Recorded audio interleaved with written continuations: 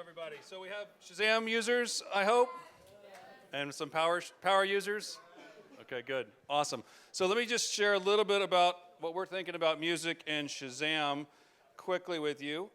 There we go. Okay, just first of all, in terms of music and demand for music, never been stronger. People are listening to more music than ever, more passionate about music than ever, and for those of us doing business in and around the music space, it makes it really, really fun.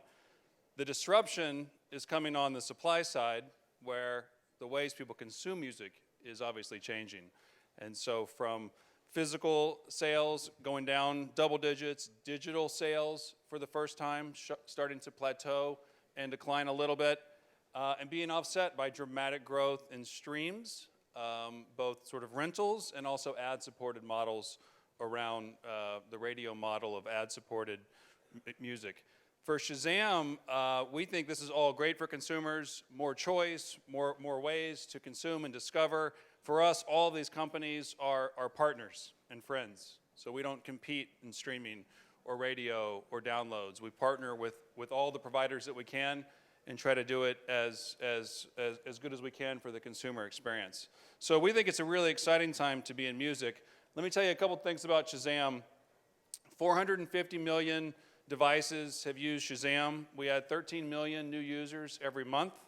We had 92 million users last month, which makes us one of the 15 most popular apps in the world. People are Shazamming over 18 million times per day, and I'll show you a little bit more about that in a second. And from those Shazams, they're buying almost 10% of all downloaded music directly through Shazam.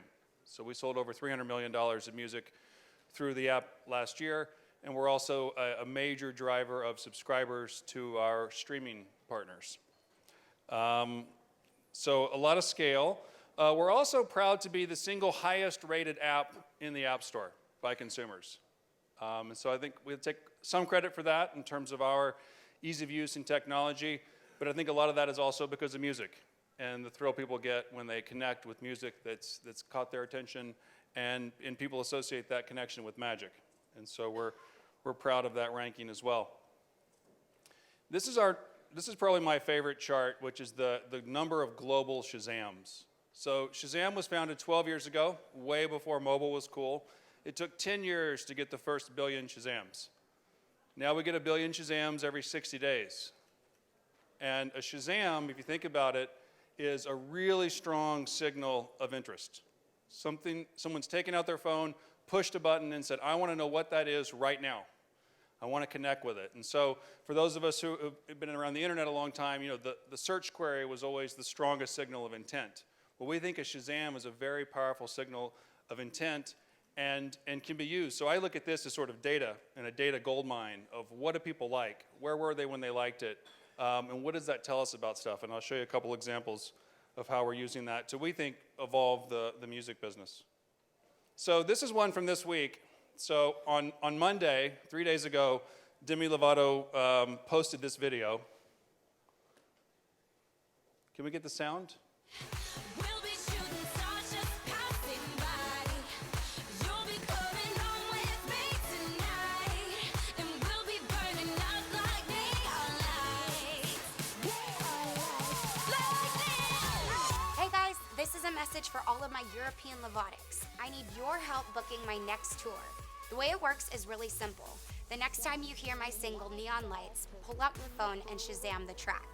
From there, we're gonna take all of the information to plan my 2014 European tour around who's tagging my music the most. This is the first time this has ever been done, so join me in making history. Be still my heart, 'cause it's freaking out. So she posted that on Monday, and like she said, we'd never done it before. We thought it was sort of a cool thing to do. We do a lot of stuff with artists. We really had no idea what to expect, and pretty soon all of our surge alerts started going off as that one track of hers has been Shazammed over 2 million times in the last 3 days. We normally do 18 million Shazams a day, so for that to happen on a single app, this is how it was being Shazammed before she posted, and then it just went absolutely crazy. And I was one of the ones who found it because I always go on Twitter and search Shazam to see what's going on, and our Twitter feed had just been absolutely taken over by European girls, as far as I could tell, going crazy Shazamming Demi Lovato. And in terms of some of the data that we can see, so we know then where they are. And it's going to be an interesting tour, but it's not, it's not all Paris and London. And so it was cool on Twitter, though, seeing these folks explaining to their friends, here's how you get Shazam, here's how you turn on your location settings, here's how you, do as many as you can. So that was a fun one from this week. And as I mentioned, this was the first 24 hours, 52 million social reach. It hit 100 million today, and it doubled Shazam's overall social volumes this one thing from Monday. So that was kind of a fun one from this week.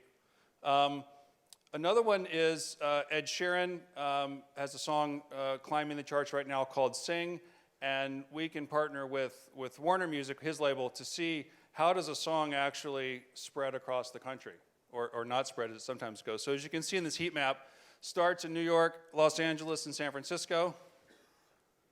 You can turn the sound on.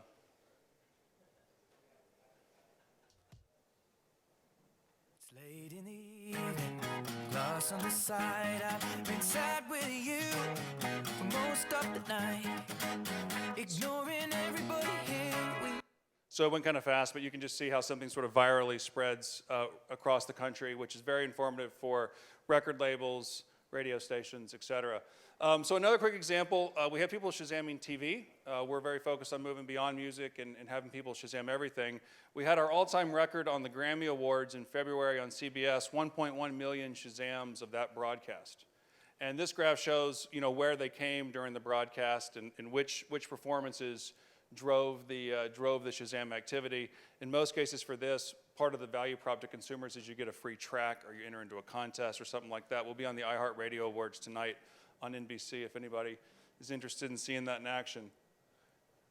And then lastly, for A&R, for discovering artists, we signed a deal with Warner Music also to send them feeds of unsigned artists and the data that we're seeing and using it to find artists. And so how many of you guys have heard of Clean Bandit? Okay, so this will be my gift for you today. Shazam data says Clean Bandit's going to be bigger than Lord. But as long as you are with me, there's no place I'd rather be. I would away forever. You can stop that now. In the sea. So anyway, this song hasn't hit the U.S. yet, but we think this one will likely go to #1 on the charts. We can predict the Billboard charts about 2 or 3 weeks in advance. So a couple examples of using data.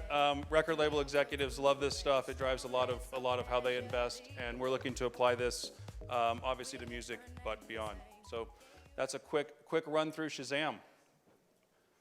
Thank you guys, and I think we'll have the other panel join.